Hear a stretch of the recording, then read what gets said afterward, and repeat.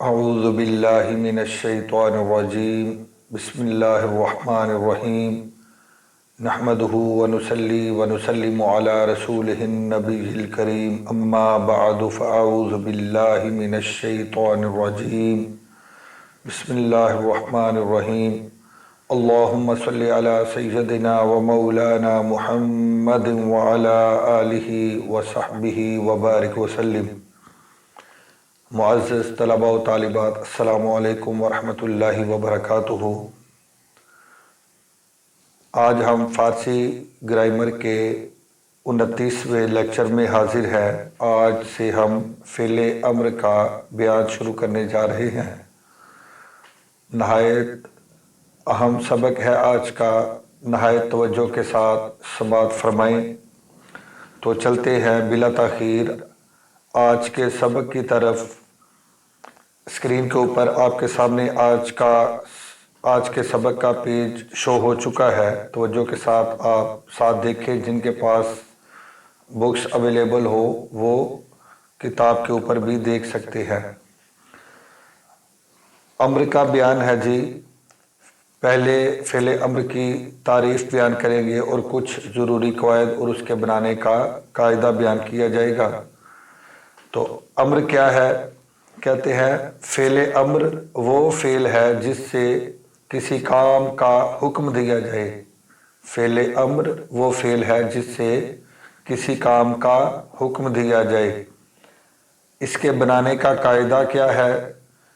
کہتے ہیں مضارع سے پہلے با داخل کر کے امر بناتے ہیں۔ مضارع سے پہلے با داخل کر کے امر بناتے ہیں اور واحد حاضر کے صیغہ سے یا دور کر دیتے ہیں، اور واحد حاضر کے آخر سے یا کو دور کر دیتے ہیں۔ یوں فعل امر کا صیغہ بن جاتا ہے۔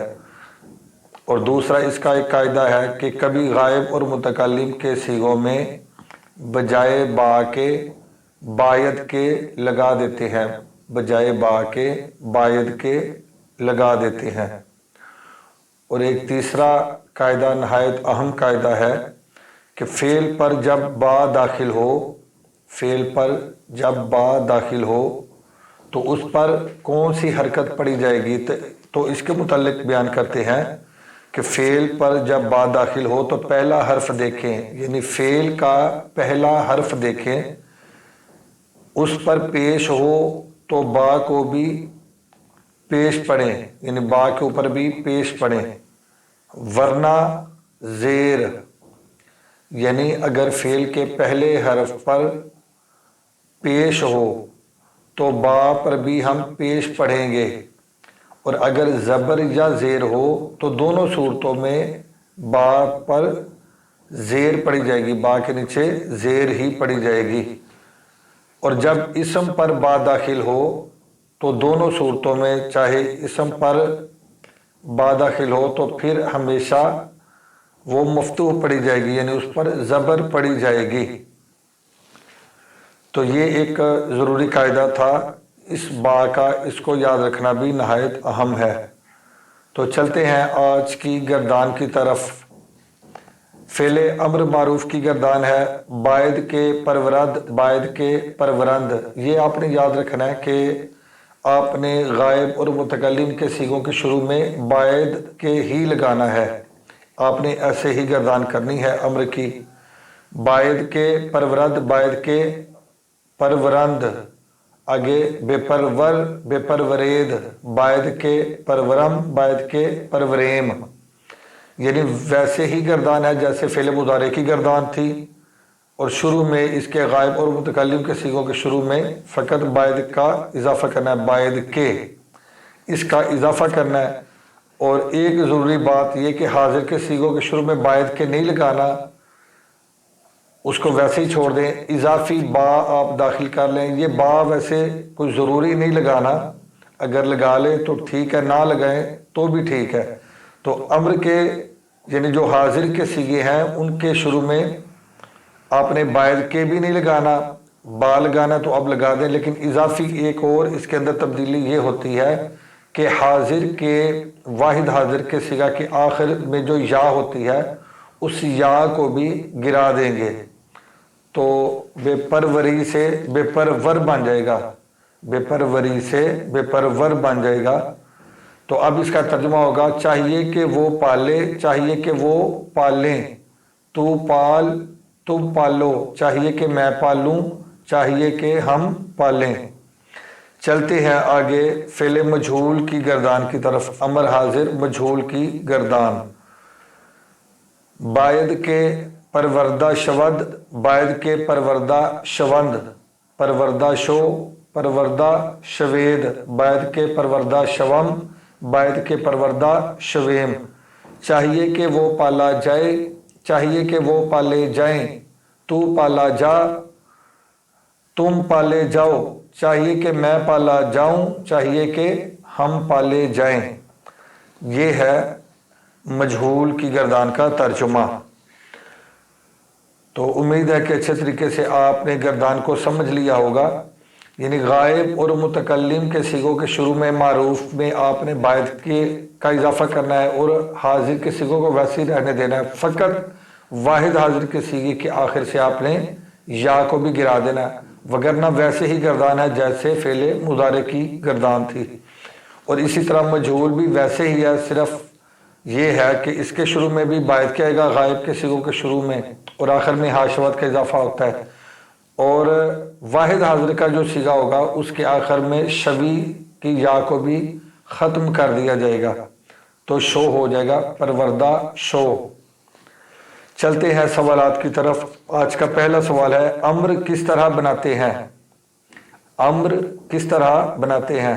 تو امر بنانے کا قاعدہ یہ ہے کہ اس کو فعل مضارع سے بناتے ہیں اس طرح کہ اس پر با داخل کر کے اور واحد حاضر کے صیغہ کے آخر سے یا کو دور کر کے امر بناتے ہیں۔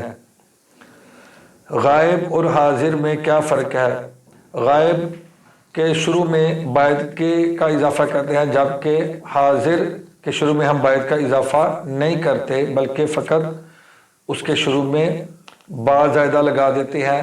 یہ بھی کلیہ طور پر قاعدہ نہیں کہ با کا ہونا ضروری بھی نہیں، با کے بغیر بھی اگر رہنے دیں تب بھی فعل امر کا صیغہ درست ہوگا۔